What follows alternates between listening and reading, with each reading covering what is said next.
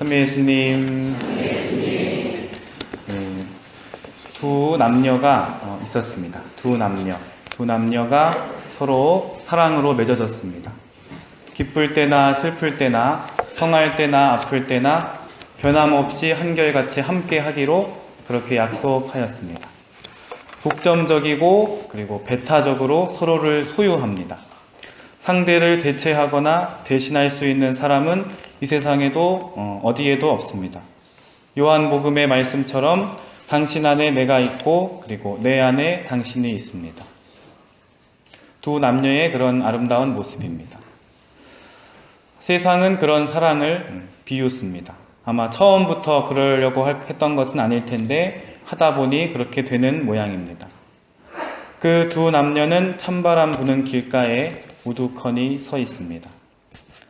소외되고 버려졌으며 오갈 데 없는 모습입니다. 그런데 이와 달리 많은 사람들은 따뜻한 집에서 편히 쉬며 음식을 나누고 있습니다. 아마 이 남녀도 먼 길을 걸어왔으니 배가 고팠을 것입니다. 허기지고 추운 밤입니다. 바로 오늘 복음서 말씀의 한 구절입니다. 여관에는 그들이 들어갈 자리가 없었다. 세상에는 그 남녀를 환대하고 환영해 줄 자리가 없었습니다. 자기 집은 택도 없고 전세도 월세도 물론이고 단 하룻밤 잘 곳이 없는 모양입니다. 그 차가웠던 세상. 이곳의 최고 통치자는 아우구스투스 황제라고 합니다.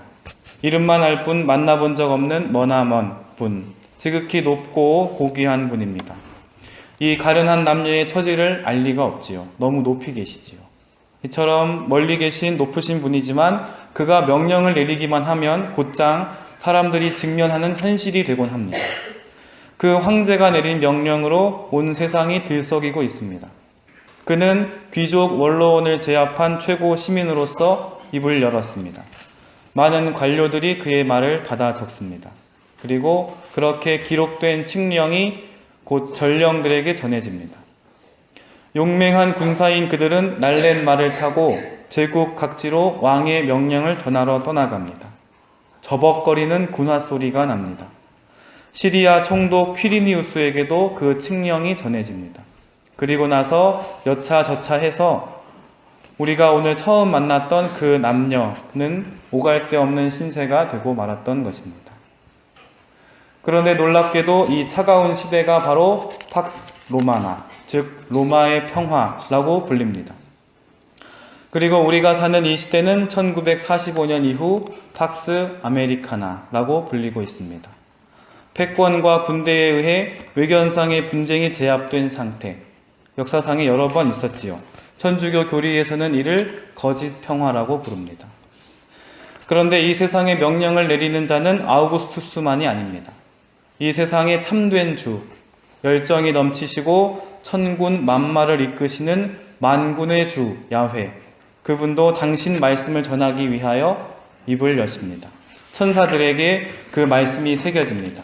그래서 그들도 날래게 하느님 백성을 찾아가서 왕의 말씀을 전합니다. 아까처럼 저벅거리는 군화 소리는 들리지 않지만 수많은 하늘 군대가 나타나 아름다운 노래를 부르고 있습니다. 그런데 조금 아쉽게도 이 세상에 발 디딜 곳 없는 그 두 남녀에게 실질적인 도움은 되지 않는 것 같아 보입니다. 아무튼 여기서도 평화 이야기가 등장합니다. 평화의 군왕이 세상을 회복하고 세상에 입성하고 세상에 착좌합니다. 그의 왕권은 강대하고 우리가 미사 중에 매번 얘기하듯이 그의 나라는 끝나지 않습니다. 그분께 나라와 권능과 영광이 영원합니다. 그의 평화는 끝이 없습니다. 지금까지 몇 가지 그림들을 말로 그려보았습니다. 정리하면 이렇습니다. 첫째로 보라색 옷을 입은 황제는 많은 사람에게 둘러싸여 명령을 내리고 있는데 마리아와 요셉은 오갈 데 없이 소외된 모습입니다. 오늘날 이 땅에 살고 있는 소외된 젊은이들의 모습이 떠오릅니다. 둘째로 황제의 칙령과 야훼의 말씀이 서로 충돌하고 있습니다. 황제의 전령을 전하는 군사와 야훼의 승리를 선포하는 천사가 서로 마주칩니다. 둘 다 평화를 주장하지만 결국 한쪽은 거짓말임이 드러날 것입니다.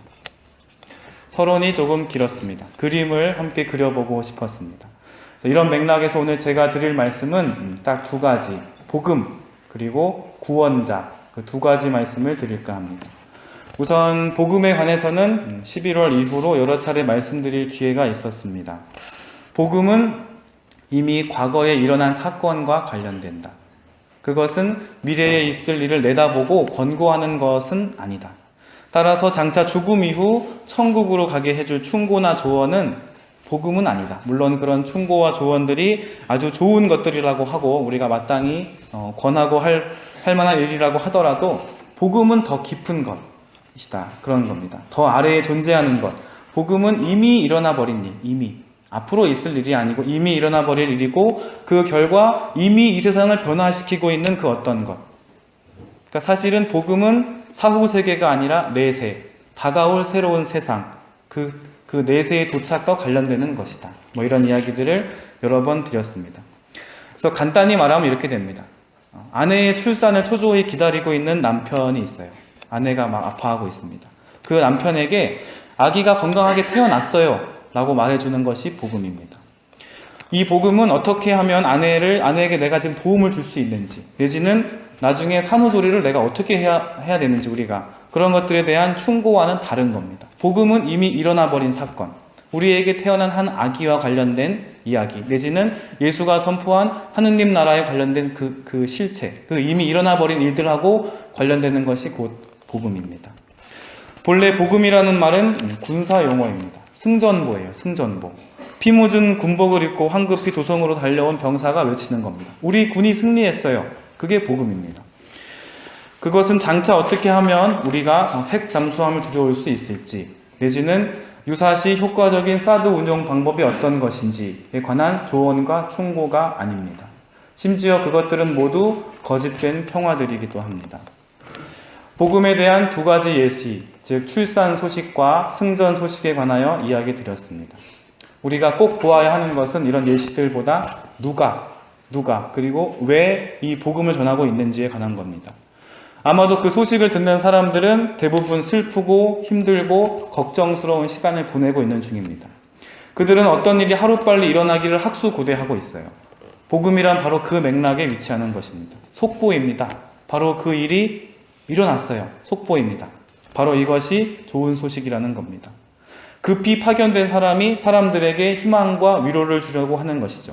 빈 껍데기 희망 말고 실제로 일어난 사건에 기반한 어떤 희망입니다. 안전한 출산과 새 생명의 탄생, 그런 이야기. 내지는 승전과 이제 아들들의 무사귀한 이야기. 그런 것들이 복음과 관련됩니다. 이제 오늘 복음서 말씀에서 천사들의 모습을 바라봅시다. 그는 야훼의 말씀을 받아서 저기를 넘어 여기로 황급히 왔습니다. 이 구절입니다. 두려워하지 마세요. 온 백성에게 큰 기쁨이 될 소식입니다. 다윗 고을에서 구원자가 태어났습니다. 여기까지가 첫 번째 이야기, 복음 이야기입니다. 두 번째 이야기, 즉 구원자 이야기입니다. 오늘 우리가 들은 말씀들을 몇 가지 정리하면 이렇게 됩니다. 오늘 우리의 구원자께서 태어나셨다. 우리는 구원자이신 예수님을 기다린다. 오늘 다윗 고을에서 구원자가 태어났다. 구원자라는 말은 히브리어로 고엘이라고 합니다. 고엘은 이런 사람입니다. 자기 친족이 살해되었을 때 고엘은 가서 대신 복수를 해줍니다. 가난한 친족이 땅을 팔게 되었을 때 고엘은 가서 그걸 다시 사옵니다. 그러니까 약간 오지랖 넓고 또 운신의 폭이 넓은 친절한 친척 아저씨 같은 이미지이죠. 그리고 무엇보다도 중요한 고엘, 구원자의 역할은 바로 이것입니다. 이것은 꼭 기억하셨으면 합니다. 빚 때문에 팔려간 친족이 있으면, 빚을 못 갚아서 팔려간 친족이 있으면 고엘이 가서 돈을 주고 사오는 겁니다. 그를 속량해 와야 돼요. 그게 고엘이 하는 일입니다. 빚 때문에 팔려간 사람을 사오는 사람. 바로 이 지점에서 지난 몇 개월간 세례를 열심히 준비해 오신 예비자분들은 곧바로 생각나는 성경 구절이 하나 있습니다. 예수님께서 이렇게 말씀하시는 구절입니다.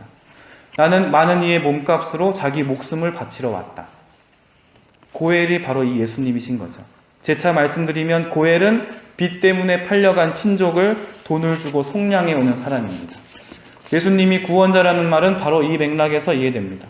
도저히 다른 방법이 없어가지고 하는 수 없이 자기 몸값으로 빚을 갚으며 살아가는 그런 사람들을 위해 나의 모든 것을 바쳐 헌신하겠다. 그는 가련한 사람들, 사회로부터 버려진 사람들의 권리를 돌려주기 위하여 일하는 분입니다. 그것이 곧 고엘이고 구원자고 예수님이었습니다. 아마 우리가 처음 보았던 오갈 데 없이 소외된 그 남녀에게도 도와줄 고엘이 필요했던 거죠. 그것이 바로 구원자 예수라는 말의 의미입니다. 그래서 정리하면 이렇습니다. 첫째로, 복음은 과거에 이미 일어난 사건에 관한 것이다. 미래의 사후세계랑은 조금은 다르다. 둘째, 성경이 말하는 구원자란 약자들을 지켜주는 사람입니다. 그래서 오늘 드린 말씀의 핵심이 바로 이것. 복음은 과거의 사건이고 고엘은 약자의 보호자다. 그래서 오늘 드릴 말씀은 이게 답니다. 여기서 약간 덧붙일 말이 있어요. 질문을 하나 던져볼까 합니다. 그래서 어떡하라는 말이냐? 그래서 복음이 그거고 구원자가 그런 분인데 그래서 어떻게 되는 것이냐? 놀랍게도 오늘 두 가지 독서는 서로 다른 답을 하고 있습니다. 요약하면 종말론 그리고 윤리론에 관한 것입니다. 첫 번째로 이사야서의 말씀은 종말에 관한 겁니다. 종말론. 파국과 고통, 패전과 열망으로 얼룩진 언어들이 사용됩니다.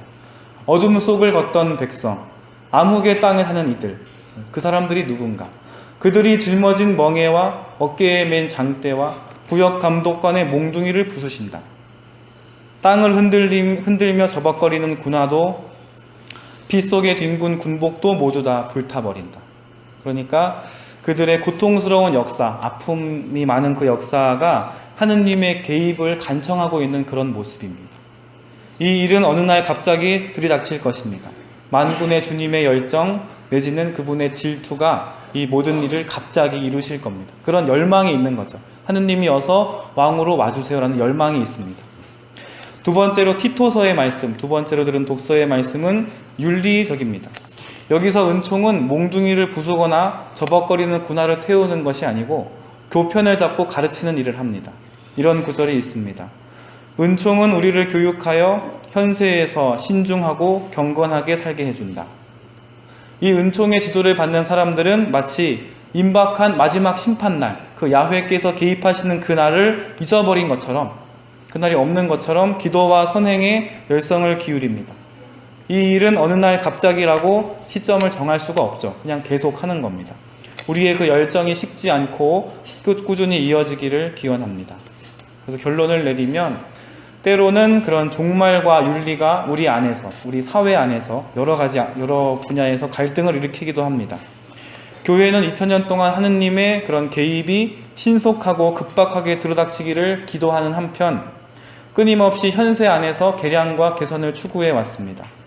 그 두 일은 동전의 양면과 같은 일입니다. 우리가 오늘 처음 만났던 오갈 데 없는 그 두 남녀에게 쉴 곳과 음식을 제공하고 그렇게 해서 하느님 아버지께서 위로받으시고 돌봄받으시도록 하는 그런 일입니다.